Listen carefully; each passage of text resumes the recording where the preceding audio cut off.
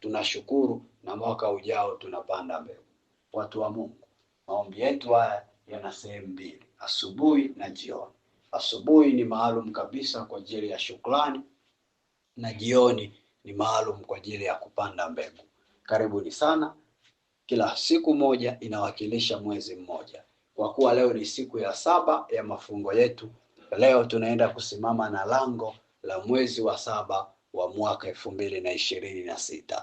Lango la mwezi wa 7 mwaka 2026. Tusali tuanze rasmi maombi yetu. Kwa jina la Baba, la Mwana na Roho Mtakatifu. Amen. Tunakushukuru Mungu, tunasema asante kwa ajili ya wakati ambao Bwana unatuwezesha watoto wako kuendelea na haya maombi. Tunaliinua jina lako mtakatifu, tunakuabudu, tunakusifu, tunakutukuza, maana tunaamini tuko hapa ni kwa sababu ya neema yako. Tuko hapa ni kwa ajili ya nguvu zako na upendo wako. Tunaalika uwepo wako Roho Mtakatifu. Tunaomba Roho wa Mungu uweze kuwa mahali hapa. Utusimamie Roho Mtakatifu hata katikati ya maombi haya, katikati ya ibada hii. Kila ambalo tunalifanya lipate kibali machoni pako. Katika jina la Yesu. Tunaenda kinyume na kila roho zote chafu za yule adui. Tunaomba zikae mbali nasi. Neema yako Mungu tunaomba itusimamie, ili ibada hii tunayoifanya hapa ipate kibali machoni pako. Katika jina la Yesu, na kila mwenye pumzi aseme amen. Karibuni sana wapendwa. Kabla ya kuanza kufundisha, naomba niweze kutoa matangazo. Tangazo letu muhimu ni kwamba siku ya kesho ni tarehe 25 Christmas, hatutokuwa na mafungo. Kwa mujibu wa ratiba yetu haya mafungo ni tunapumzika siku mbili, ambayo ni tarehe 25 ya Christmas na tarehe 26 ya Boxing Day. Kwa nini tunapumzika hizo siku mbili? Kwa sababu ni sikukuu, kwa heshima ya kuzaliwa kwa Yesu Kristo. Kwa heshima ya kuzaliwa kwa Yesu Kristo tunapaswa kusherekea kwa kusali, kwa kuomba, kwa kukaa na familia zetu, kushiriki chakula cha pamoja cha mwili na cha roho. Cha roho tunashiriki kanisani kwa kuhudhuria ibada za misa na mikesha na kutoa sadaka zetu za kumpongeza mtoto Yesu. Lakini chakula cha kimwili ni kile ambacho tunapika nyumbani, wewe na familia yako na majirani zako mnashiriki katika sehemu ya kufurahia kuzaliwa kwa Bwana wetu Yesu Kristo. Na ndio maana kesho hatutokuwa na mafungo, pia na tarehe 26 hatutakuwa na mafungo. Tutakutana tena ile siku ya tarehe 27 asubuhi na mapema, ndipo tutakapoendelea na mafungo yetu. Hivyo mtu wa Mungu, ninaomba ulizingatie hilo. Amen. Naamini tumeelewa. Tusonge mbele na siku ya leo, tuendelee na mafungo yetu. Somo tulilo nalo kwa jioni ya leo.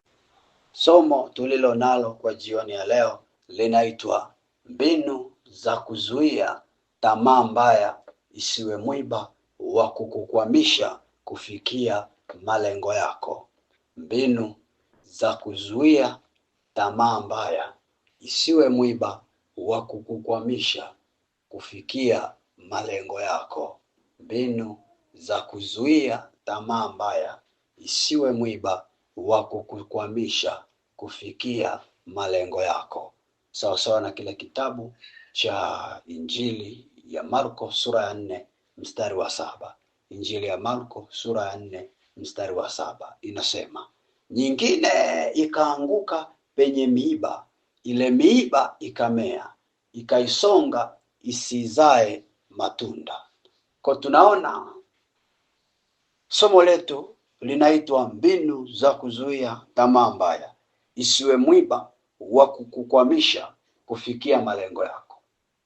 Alafu kwenye hili neno nililokusomea tunaonyeshwa kwamba kuna mbegu iliyopandwa kwenye mwiba, na ule mwiba ulizuia ile mbegu isizae matunda. Sasa siku ya leo asubuhi tulijifunza kwamba tamaa mbaya ni sehemu ya mwiba unaozuia mbegu isiote. Tamaa mbaya ni sehemu ya mwiba inayozuia mbegu isiote katika mwaka.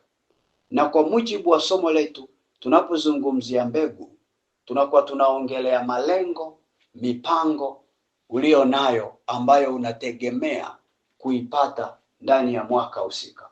Pale unapoanza mwaka, unapokuwa na mipango yako, Mungu naye anakuwa na mipango yake ambayo anategemea uwe nayo kwenye huo mwaka. Sasa hiyo mipango na malengo ulio nayo ndani ya mwaka ndiyo inaitwa mbegu. Sasa kuna kitu kinaitwa miiba, vikwazo vinavyoweza kukuzuia hiyo mbegu, hayo malengo yasifanikiwe. Sasa moja ya hivyo vikwazo, moja ya hiyo miiba ni tamaa mbaya.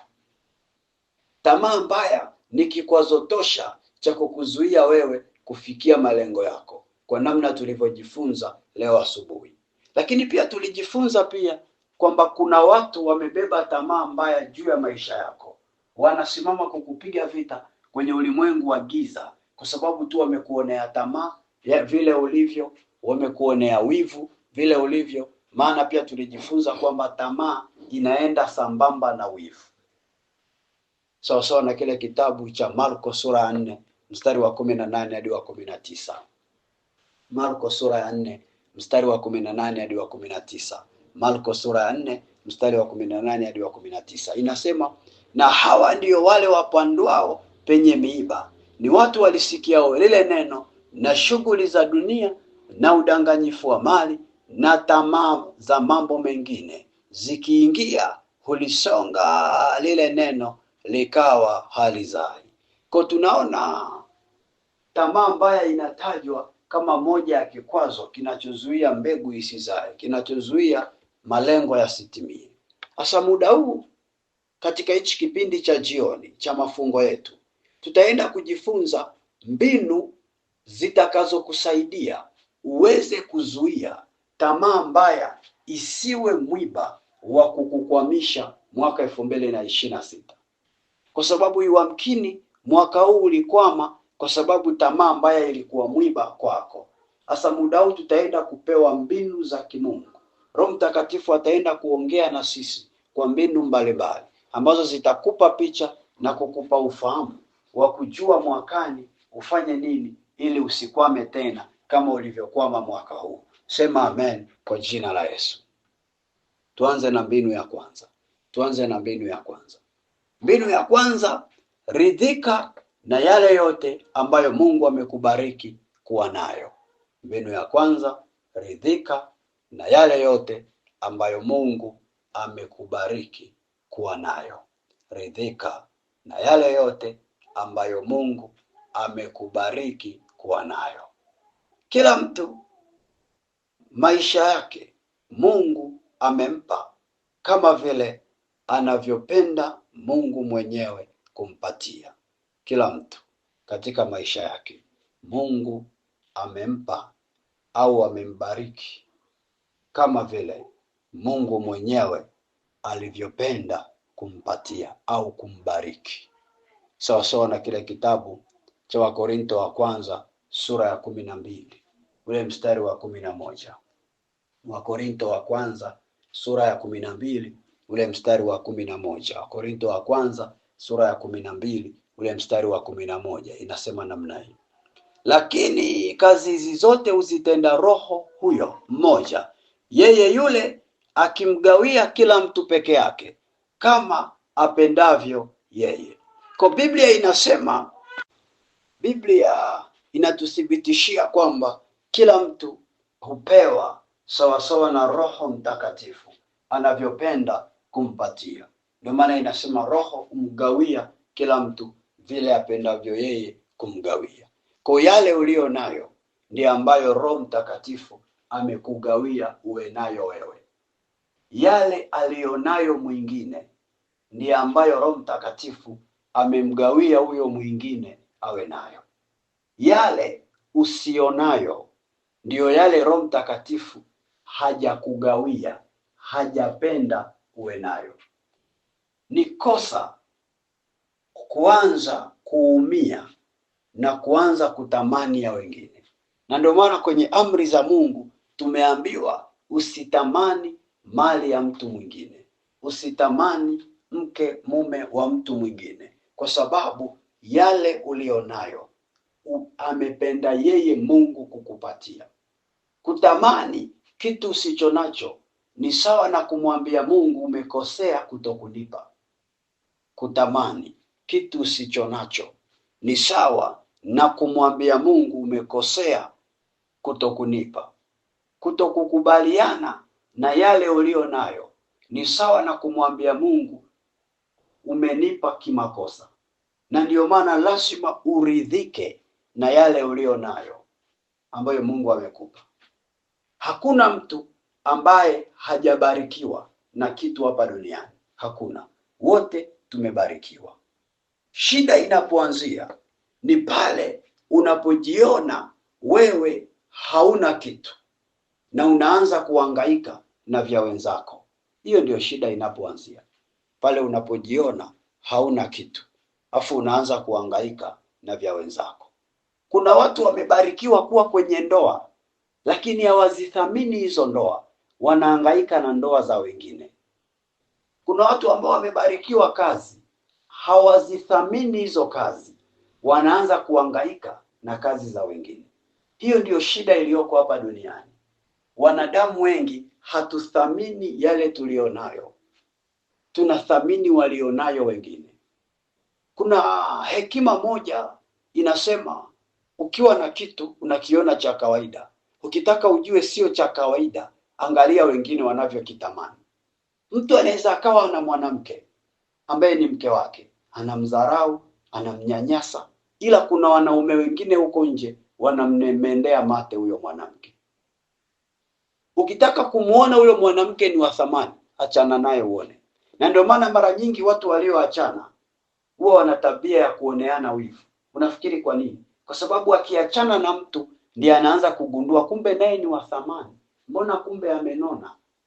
Mpendwa, usifanye kosa kudharau ulichopewa, ridhika nacho. Tabia ya kutokuridhika na yale Mungu aliyokubariki inaweza ikakugeuza kuwa mtumwa wa wengine bila kujua. Tabia ya kutokuridhika na yale Mungu aliyokubariki inaweza ikakugeuza kuwa mtumwa wa wengine bila we kujua. Angalia pamoja nami kile kitabu cha Wafalme wa Kwanza, ile sura ya 18 mstari wa 6 hadi wa 8. Wafalme wa Kwanza sura ya 18 mstari wa 6 hadi wa 8. Wafalme wa Kwanza sura ya 18 mstari wa 6 hadi wa 8. Inasema namna hii: maana alishikamana na Bwana, hakuacha kumfuata, bali alizishika amri zake Bwana alizomwamuru Musa, naye Bwana akawa pamoja naye, kila alikokwenda alifanikiwa. Tena alimuasi mfalme wa Ashuru, wala hakumtumikia. Nataka uone namna ambavyo mfalme huyu ambaye alikuwa ni Hezekia, kipindi anaingia kutawala, alikuta mfalme aliyepita alikuwa anatawaliwa na mfalme wa Ashuru. Lakini yeye huyu Hezekia akumsikiliza mfalme wa Ashuru, ila matokeo yake akaamua kushikamana na Bwana, akaamua kumsikiliza Bwana. Kwa nini mwenzake aliyepita hakumsikiliza Bwana na akamsikiliza mfalme wa Ashuru? Ni kwa sababu alikuwa ana tamaa na maisha ya mfalme wa Ashuru, kwa akageuka kuwa mtumwa wa mfalme wa Ashuru.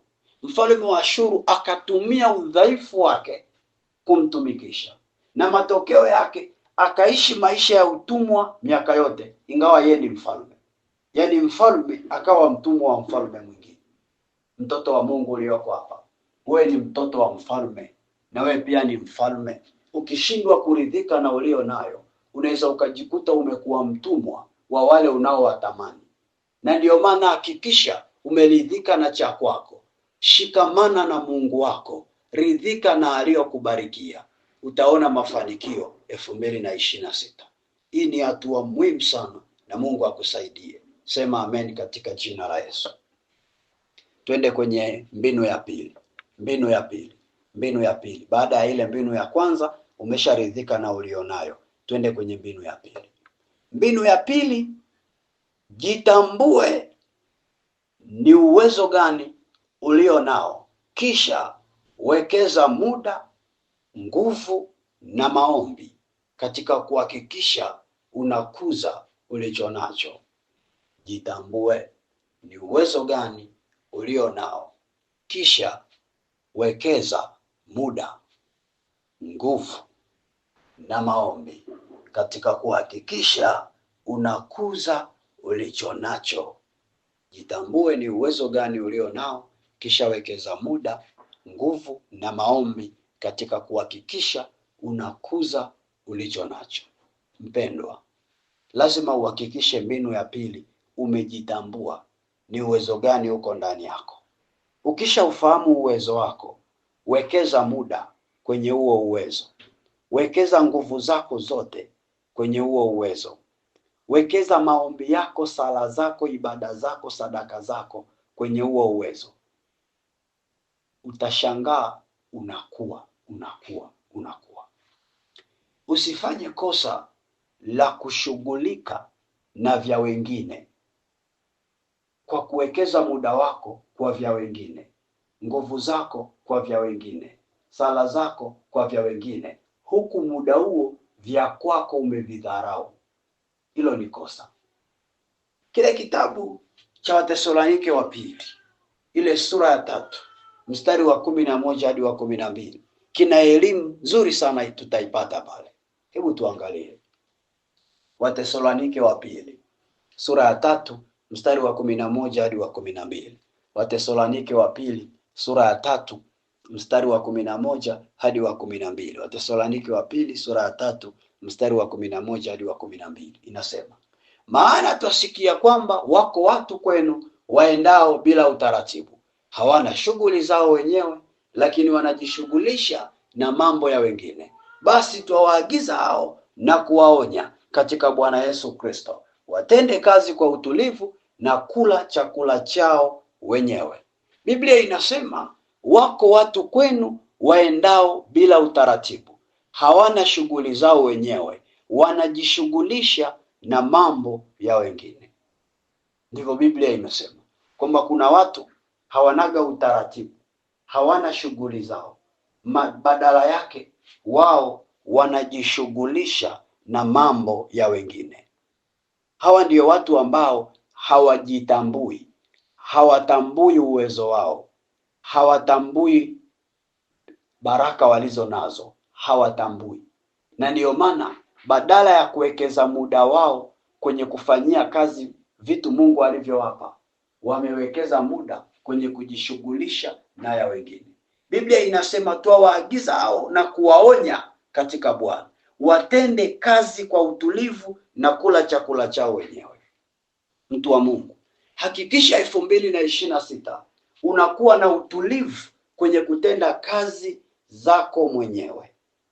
Unakuwa na utulivu kwenye kutenda kazi zako mwenyewe. Mfano, kama una mtaji wa 100,000, jitambue kwamba mtaji wangu ni 100,000. Jikubali kwamba mtaji wangu ni 100,000. Alafu ukishajitambua na kujikubali kwamba mtaji wangu ni 100,000, wekeza muda kwenye kuhakikisha unaifanyia biashara hiyo 100,000. Wekeza muda, focus hapo. Wekeza nguvu zako, pambana uwezekanavyo, toka jasho, atakula kwa jasho, asiyefanya kazi na asile. Wekeza nguvu zako, bidii zako kwenye hiyo 100,000. Kwenye sali kwa ajili ya hiyo 100,000 ulio nayo kwenye mtaji wako. Wekeza sala zako kuiombea. Utaona mtaji wako unakuwa na kuongezeka. Ila ukizalau mtaji wa 100,000, ukaacha kufanya kazi, ukasema haka kamtaji kadogo, ukaanza kuhangaika kujishughulisha na ya wengine, utajikuta maisha yako yanazunguka pale pale, kwa sababu tu umekuwa na tamaa za kutamani vya wengine, ndio maana umezarau cha kwako. Mpendwa ulioko hapa, imetosha kuzunguka kwenye roundabout za maisha ya wengine. Imetosha namna hiyo. 2026 wekeza muda kwenye mtaji wako. Usiseme ni mdogo. Wekeza muda, nguvu na sala. Bwana atachanua hapo hapo. Utamuona Bwana hapo hapo. Sema amen kwa jina la Yesu. Mpendwa, kama umepanga kwenye nyumba ya kupanga ya chumba kimoja, jikubali. Wekeza muda kwenye chumba chako kimoja. Wekeza nguvu kwenye chumba chako kimoja. Wekeza maombi kwenye chumba chako kimoja. Bwana atakiongeza, vitakuwa 2, 3, 4, mwishowe itakuwa nyumba ya kwako. Watu wanakuta wamekaa na lalamika tu, mimi tatizo na kaa room moja, tatizo na kaa room moja. Kuna mtu hana hiyo room. Kuna wakati mimi nilikuwa natembea maeneo fulani ya Dar es Salaam, ile stand ya Ubungo ya zamani wame expand siku hizi, wamepanua pale, ile daraja likajengwa, ile ambayo inaenda maeneo ya Shekilango, unaendelea mbele huko paka Manzese. Hii nyingine inapandisha Kimara kwenda paka Mbezi, hii nyingine inapandisha Mwenge Mlimani, afu nyingine inashuka huko kwenda Tabata Temeke. Asa pale kwenye hiyo hayo makutano kuna kidaraja kiko huko, kina maporomoko ya maji. Kuna watu wanalala kule, wanaishi kule, hawana hata hiyo room moja. Kwa wewe mwenye room moja una neema. Nenda maeneo huko ya Magomeni Mkwajuni, utakuta kuna watu wanakaa kule Jalalani. Magomeni Mkwajuni wanakaa Jalalani. Pita pale maeneo ya Mwembe Yanga, kuna watu wanakaa pale kwenye uwanja wa Mwembe Yanga, ndio maisha yao, wanalala pale, hawana hata hiyo room moja. Na ndio maana usidharau nyumba unayokaa, wekeza muda hapo, nguvu hapo, na sala hapo, Bwana ataiongeza. Usianze kupoteza muda kwa kutamani vya wengine. Muda ni mali, muda ni fedha, muda ni dhahabu. Ule muda unaotamani vya wengine, ungewekeza huo muda kwenye vya kwako, ungefanya kitu.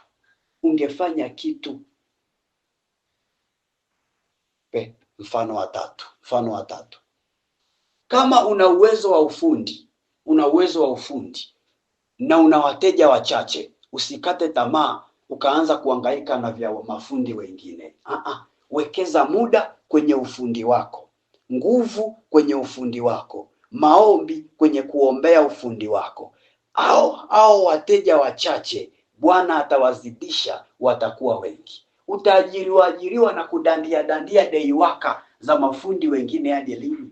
Kumbuka hata hao mafundi wakubwa unaowaona wewe na wenye wateja wengi, hawakuanza nao wengi, walianza na wateja wachache, wakawekeza muda hapo, sala hapo, ubunifu, nidhamu na bidii na maombi, ndio maana vimeongezeka. Nawe tembea umo, Bwana atakubariki na utaona nuru 2026. Hizi ni mbinu unapewa. Mwenye masikio na adake akafanyie kazi.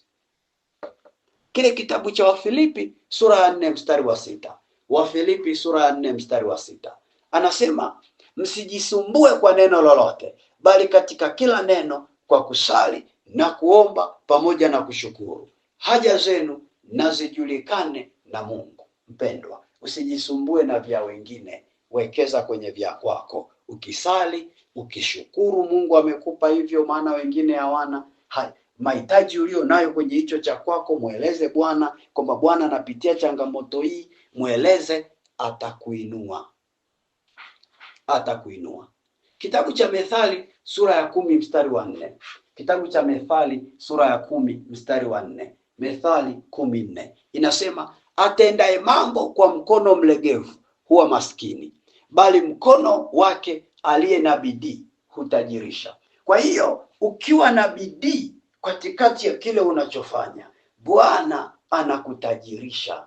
Shida iko hapa, tunaacha kuweka bidii kwenye vya kwetu, tunaenda kuweka bidii kwenye vya wengine. Kuna watu muda wanyie kuajiriwa ulishaisha, muda wanyie kupewa day waka za watu ulishaisha, muda wa kudandia vya watu ulishaisha. Bwana anataka ukae kwenye cha kwako. Shida unataka matokeo ya haraka, Bwana anataka wekeza bidii hapo. Ameahidi kwenye Methali 10:4, ukiweka bidii atakutajirisha. Tutaishi kwa imani 2026 huku tukitajirishwa na Bwana. Pokea hiyo neema kwa jina la Yesu. Sema amen. Twende kwenye mbinu ya tatu. Hiyo ni mara baada ya kwanza umetembea kwenye mbinu ya kwanza, umeridhika na uwezo ulionao. Ukaja mbinu ya pili, umejitambua uwezo wako ni upi. Afu mbinu ya tatu, kuwa mtoaji wa zaka na dhabihu kadiri ya uwezo ulio nao, ili mbegu zako zisisongwe na wenye tamaa wa kufanyia hila gizani. Kuwa mtoaji wa zaka na dhabihu kadiri ya uwezo ulio nao, ili mbegu zako zisisongwe na wenye tamaa wa kufanyia hila gizani. Kuwa mtoaji wa zaka na dhabihu kadiri ya uwezo ulio nao, ili mbegu zako zisisongwe na wenye tamaa wa kufanyia hila gizani. Hii ni mbinu ya tatu muhimu sana. Hakikisha unakuwa mtoaji wa zaka na dhabihu. Kwenye kila unachopata, toa fungu la 10. Toa sadaka za kawaida. Usiwe mgumu kwenye kutoa. Kuwa mwepesi kwenye kutoa. Ugumu wa kutoa, na Mungu naye anakuwa mgumu kukutajirisha. Wepesi wa kutoa, Mungu naye anakuwa mwepesi kukutajirisha. Hakikisha unatoa sadaka. Usisubiri mpaka aje mtu akuhubirie habari za utoaji ndio unaenda kutoa. Ila penda kutoa bila kuhubiriwa, kwa sababu unatoa ni kwa faida yako, sio faida ya yule unayempa sadaka, sio faida ya kikundi kinachopokea sadaka, sio faida ya kanisa linalopokea sadaka, ila ni faida yako wewe muumini unayetoa sadaka. Unapokuwa mgumu kutoa sadaka, hasara ni yako, sio ya wengine. Unapokuwa mzito kutoa sadaka, hasara ni yako, sio ya wengine. Na ndio maana hata mahali hapa tumetangaza sadaka tunapotoa huu mwisho wa mwaka. Unapoacha kuitoa, anayejinyima baraka za 2026 ni wewe, sio mimi wala sio mtu mwingine. Kwa hakikisha unakuwa mwepesi wa kutoa sadaka. Zaka uwe mwepesi wa kutoa zaka. Dhabihu za kawaida uwe mwepesi wa kutoa dhabihu kadiri ya utaratibu wa kanisa ulivyowekwa. Kitabu cha Malaki sura ya 3 ule mstari wa 10 hadi wa 11. Kitabu cha Malaki sura ya 3 ule mstari wa 10 hadi wa 11. Malaki sura ya 3 mstari wa 10 hadi wa 11. Inasema, leteni zaka kamili ghalani, ili kiwemo chakula katika nyumba yangu. Mkanijaribu kwa njia hiyo, asema Bwana wa majeshi, mjue kama sitawafungulia madirisha ya mbinguni na kuwamwagieni baraka hata isiwepo nafasi ya kutosha au la. Nami kwa ajili yenu nitamkemea yeye alaye, wala hataharibu mazao ya ardhi yenu, wala mzabibu wenu hautapukutisha matunda yake kabla ya wakati wake katika mashamba, asema Bwana wa majeshi. Kwa mtu wa Mungu, ni muhimu sana kuhakikisha kwamba unatoa, maana tunaambiwa unapotoa Mungu anakufungulia madirisha ya mbinguni, anakumwagia baraka, anakumiminia baraka, zinajaa hadi panakosekana pa kuziweka, jinsi zinavyojaa. Na ndiyo maana unaposikia tunasema maombi ya kupanda mbegu mwisho wa mwaka, tunatoa na sadaka zetu. Usiwe mgumu kutoa. Unapotoa ndipo Mungu anapomwaga baraka za 2026. Mafundisho yote haya tunayojifunza, ukamilifu wake upo kwenye sadaka. Ukisikiliza haya mafundisho na usipotoa sadaka, unajinyima we mwenyewe neema kamili. Utaishia kusema lile somo lilikuwa zuri. Utaishia kusema mwalimu alifafanua vizuri. Sijawahi ona mwalimu kama huyu. Yote utasifia na kusifia, ila hautaona matokeo kwenye maisha yako.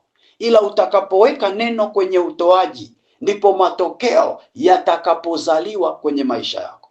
Naweza tu nikauliza swali, tangu tuanze haya maombi, ni wangapi hapa tayari walishaandaa sadaka yao na wanasema tutaitoa mahali hapa Jerusalem Family TV? Ni wangapi? Ni wangapi? Au unasikilizaga tu ini mradi? Mpendwa, kama ulikuwa unasikiliza ini mradi, amsha moyo wako leo. Umaskini utadumu na wewe usipobadilika. Lazima ubadilike, na utakapotoa mahali hapa isiwe mwisho. Endelea na mwaka mzima, iwe ni desturi yako kutoa. Unapoenda Jumapili kanisani, nenda na sadaka.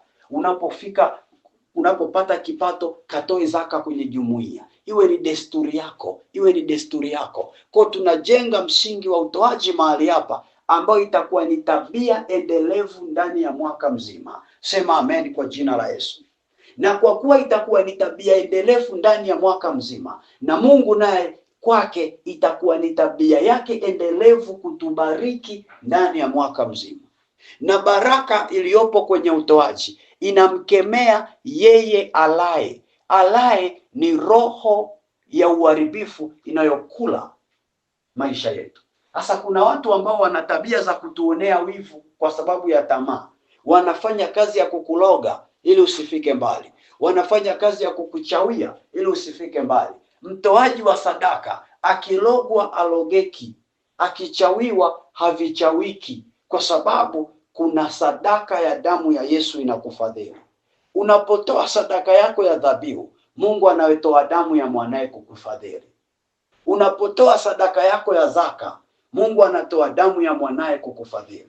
Mtu wa Mungu ulioko hapa, amka kwenye eneo la utoaji, ili 2026 ikawe iliyojawa mibaraka ya Bwana. Tutaenda muda huu kwenye maombi. Na tutaliweka hili somo kwenye matendo. Kila mmoja aandae sadaka yake kama alivyojipanga kutoa. Kama tulivyosema, yamkini kwa sasa bado hauna hiyo sadaka, ila umeiandaa kwenye moyo wako kwamba nitakapoipata kwenye sadaka yangu ya kupanda mbegu kwa ajili ya mwezi wa 7 wa mwaka 2026 nitatoa kiasi fulani. Kwa hakikisha umekiandaa, na utakapokipata kitoe kama ulivyokiandaa, usibadilike, kwa uaminifu. Na Mungu atakubariki. Kwa yule ambaye unacho tayari, unaweza ukakituma kupitia namba zetu za simu tunazokuwekea kila siku hapo kwenye grupu. Usitoe mahala pengine nje na namba hizo za simu. Eneo uliposikia neno ndipo unapotoa sadaka. Kama umesikia neno hapa ukaenda kutoa pengine, hutoona baraka, kwa sababu hapo pengine sipo uliposikia neno. Hata kama ni pa Mungu yule yule, lazima utoe pale uliposikia neno. Kwa ni jambo la msingi sana ambalo kama mwalimu lazima nikumegee mapema. Naamini sasa tayari kila mmoja ameshaandaa sadaka yake. Tutaenda kuomba. Ikamate sadaka yako, kama ni mkononi, kama ni moyoni mwako, ikamate moyoni mwako. Alafu tutaenda kuomba. Tutaenda kupanda mbegu kwenye lango la mwezi wa 7 wa mwaka 2026. Tumesikia mengi. Tumesikia hizi mbinu. Tutapanda mbegu zetu pamoja na hizi mbinu, ili tamaa mbaya isiinuke kama mwiba wa kuzuia matunda yetu. Kandarabushaka rapoko rabondeke saka karamush risakandarabashike. Sema ya maneno. Sema Bwana Yesu. Sema tena, Bwana Yesu, ninakushukuru kwa ajili ya siku ya leo. Asante kwa ajili ya hii nafasi ulionipa kusogea mbele zako. Baba, ninakuinua. Baba, ninakutukuza. Maana niko hapa ni kwa upendo wako, wema wako na uzuri wako. Sema Bwana Yesu, ninaomba unisamehe maeneo yote ambayo nimeanguka kwa kutokuzijua hizi mbinu, nikaishi maisha ya uzembe na adui akashinda akinishambulia mwaka mzima. Sema Bwana Yesu, ninaomba unisamehe. Ninaomba unitakase kwa damu yako ya thamani. Sema Bwana Yesu, ninaomba unisafishe. Ninaomba unitakase kwa damu yako ya thamani. Sema Bwana Yesu, ninarudi mbele zako. Mimi mtoto wako, ninachovya moyo wangu damuni mwako. Ninachovya moyo wangu damuni mwako. Ninatumbukiza mwili wangu damuni mwako Yesu. Ninatumbukiza mwaka mzima wa 2026 damuni mwako Yesu. Ninatumbukiza lango la mwezi wa 7 la mwaka 2026 damuni mwako Yesu. Sema Bwana Yesu, hata sadaka hii niliyoiandaa kwa ajili ya kuitoa katika maombi haya, ninaitumbukiza damuni mwako Yesu.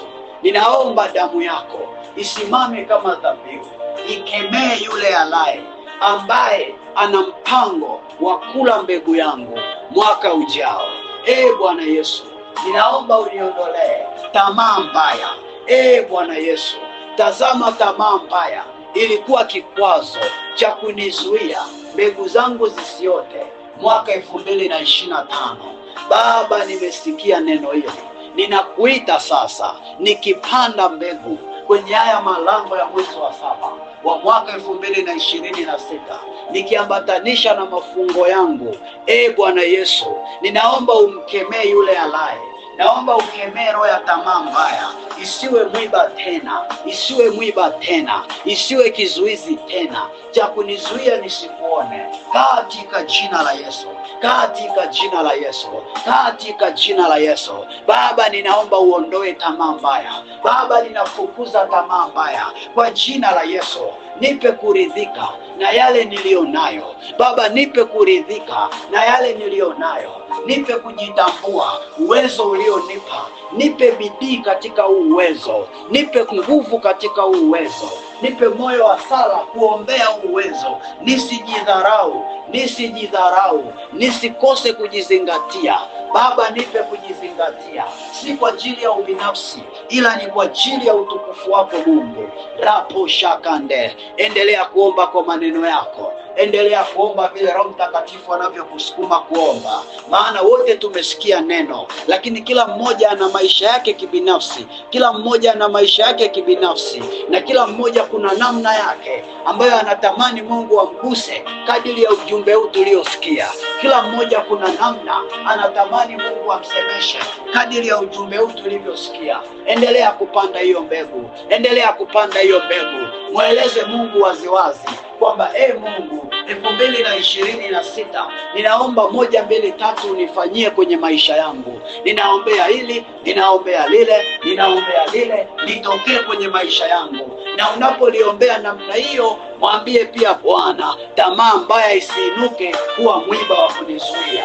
Tamaa mbaya isiinuke kuwa mwiba wa kunizuia. Kama umezuiliwa miaka mingine, mwambie Mungu, mwaka huo unaokuja 2026, Baba nisizuiliwe, Baba nisizuiliwe, Baba nichanue, nisonge mbele. Rako riakandeke saka. Endelea kuomba, mtu wa Mungu, usinyamaze kimya, usinyamaze kimya. Omba. Hii ni nafasi Roho Mtakatifu amekupa ya kutengeneza maisha yako, ya kuiumba 2026 iwe vile ambavyo Mungu anakusukuma iwe, maana ndani ya kinywa chako imewekwa karama ya uumbaji, umewekwa uwezo wa uumbaji. Endelea kuomba. Kuna watu mpo hapa hamtambui ni uwezo gani uko ndani yenu. Ninakuombea Mungu, katika jina la Yesu, naomba umfungulie neema huyu mtoto wako apate kutambua ni vipawa gani ulivyoweka ndani yake, ni uwezo gani ulioweka ndani yake. Mpe na mafuta ya kusimamia huo uwezo, ajiondoe kabisa kwenye kuhangaika na ya wengine, katika jina la Yesu. Msaidie huyo mtoto wako asijidharau tena, Wale wanaojidharau, napitisha upanga wa moto wa Roho Mtakatifu kwenye moyo wako. Ninakata hicho kilema cha kujidharau, ninakata kwa jina la Yesu. Makando yote ulio nayo yanayokufanya uhangaike na mambo ya wengine, katika jina la Yesu Kristo. Wale mlio na roho ya hofu na uoga, ya kuogopa kujisimamia, katika jina la Yesu, roho ya hofu, roho ya uoga, ninaondoa hiyo roho ya uoga kwa jina la Yesu. Roho ya uoga wa kuthubutu, uoga wa kufanya, uoga wa kutenda, katika jina la Yesu. Roho ya uoga, achia ndani yako, toka roho ya uoga, maana hilo ni pepo kama pepo lingine. Haya, nafukuza roho ya uoga ndani yako. Kama uko hapa una tabia ya uoga, mwambie Mungu, ondoa uoga ndani yangu. Kuna watu ni waoga, ukiitwa kwenye interview unaenda unatetemeka, unashindwa hata kujieleza. Kuna ukitaka kufanya kazi unaogopa kufanya kazi. Kwa jina la Yesu, roho ya uoga, pepo la uoga, moto, toka, achia nafsi ya huyo mtu wa Mungu, katika jina la Yesu. Pokea ujasiri, Pokea ujasiri, zile sauti zinazohubiri ndani yako, kukuhubiria kushindwa, kukuhubiria kufeli, kukuhubiria kurudi nyuma, ninazinyamazisha kwa moto wa Roho Mtakatifu kwa jina la Yesu. Na mimina moto, na mimina moto, na mimina moto ndani yako, na nyamazisha hizo sauti. Kimya kwa jina la Yesu, kimya kwa jina la Yesu. Kimya shetani, ondoka kwenye hiyo nafsi, achia huyu mtoto wa Mungu katika jina la Yesu. Kiri ujasiri, kiri ujasiri, kiri ujasiri, mtu wa Mungu, mahala unaponisikiliza, kiri ujasiri. Sema mimi ni jasiri, mimi nitafanya, nitaweza, nitafanikiwa, nitamiliki, nitatawala. Nitakuwa na vya kwangu, wala sitahangaika na vya wengine. Ninaomba roho ya ongezeko katikati ya kile ulichonacho mkononi mwako. Ninakiombea kuongezeka, hata kama ni mtaji mdogo, ninauombea kwa jina la Yesu. Huo mtaji 2026 Baba, naomba ukauchanue na kuuongeza. Ninaombea hicho kibiashara, hata kama ni kidogo, kikaongezeke. Huo ufundi ukapate wateja wengi, tenda zikaongezeke katika jina la Yesu, katika jina la Yesu. Mwambie Mungu, niongeze. Omba kuongezeka kiroho, kiroho. Baba, muongeze wewe mtoto wako kiroho. Ongeza viwango vyake vya kukujua, ongeza viwango vya huduma, viwango vya huduma. Akisimama kutumika, Baba, muongezee kipawa, muongezee na unyenyekevu uambatane nao. Baba, muongezee raposhaka. Omba ongezeko, omba ongezeko, omba ongezeko mahala ulipo. Endelea kuomba mpaka ule mzigo wa maombi ulioko ndani yako ukuachie. Endelea, endelea, endelea. Omba ongezeko, omba ongezeko.